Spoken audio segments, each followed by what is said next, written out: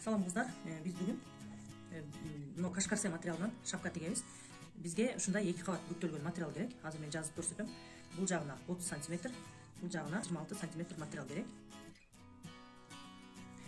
Бизге бул материалыбызды мынакей бүктөлдүк. Бул сгиб жагы, бул ачык жагы. Ушундай узундан бүктөп алабыз дагы.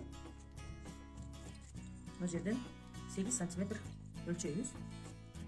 Эми ушул 8 см баягы колтук оюндусундай кылып туруп мындай белгилейбиз. Белгилеп туруп, ушул жердин мына ортосун дагы белгилейбиз.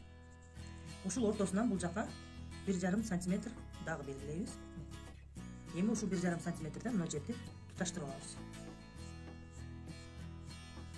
Бул жагын плавно кетиребиз, мына бурчекке каратып. Дароо кыркып алабыз.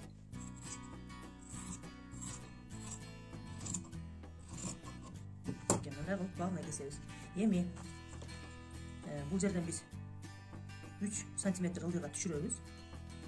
Бул жака болсо 2 см жылдырып туруп, ушул жерди туташтырып туруп кол салабыз.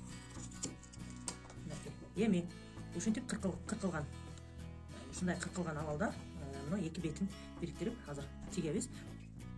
Мынакей достор, биз эми муну капталды тигебиз дагы. Өзүбүзгө мына жогору жактан ич жагынан калтырабыз. Мынча местаны тикпей калтырып коебуз, чтоб мына материалдын тигип бүткөндөн кийин алтарыш үчүн. Анан бул жактан тигебиз дагы. Тиккенден кийин кайра бул жагын ачып туруп, мына эки жактан берилген ушул расчешканы кошуп туруп тигебиз.